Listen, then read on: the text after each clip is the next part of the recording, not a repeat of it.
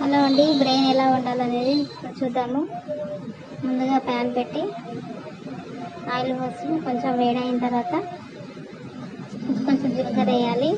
మసాలాలు వద్దండి, జీలకర్ర వేయాలి. జీలకర్ర వేస్తే కొంచెం డైజెషన్కి బాగుంటుంది, అందుకోసమే బ్రెయిన్ వాడాలి. ఇప్పుడు ఫ్రెష్గా ఉన్న బ్రెయిన్ వేసి ఒక 2 నిమిషాలు ఆగానిద్దాము.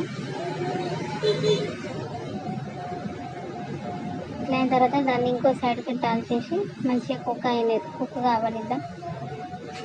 మంచిగా ఉడికింది అనుకుంటాం. చూద్దాం ఎట్లా ఉందో ఇప్పుడు.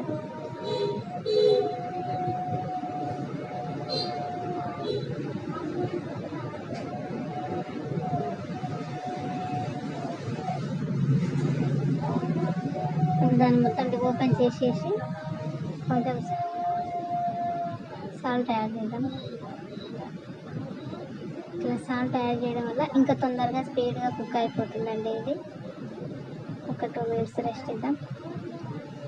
కొంచెం పసుపు వేసి కలుపుదాం. మరొక 2 మినిట్స్.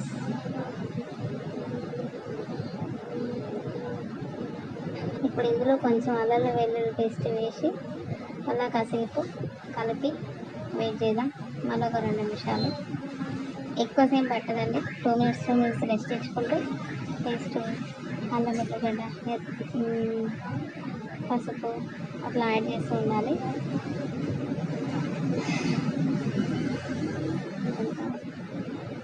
చేసిన తర్వాత సరిపడంత కారం యాడ్ చేయాలి. కారం వేసిన తర్వాత 2 నిమిషాలు ఆయిల్ తగ్గింది అనిపిస్తుంది నాకు, కొంచెం ఆయిల్ యాడ్ చేస్తున్నాను నేను. అట్లా మీరు ఒకేసారి కావాలనిపిస్తే ముందే ఎక్కువ వేసుకోవచ్చు, నో ప్రాబ్లం. ఇప్పుడు కొంచెం ధనియాల పౌడర్ అండి. ధనియా పౌడర్ వేయడం వల్ల ఫ్లేవర్ బాగుంటుంది. 2 నిమిషాలు రెస్ట్ ఇచ్చేసి చూడండి, ఆయిల్ మొత్తం కంప్లీట్గా పైకి వచ్చేస్తుంది. ఇప్పుడు కారం తగ్గింది అనిపించింది, కొంచెం కారం యాడ్ చేసిన.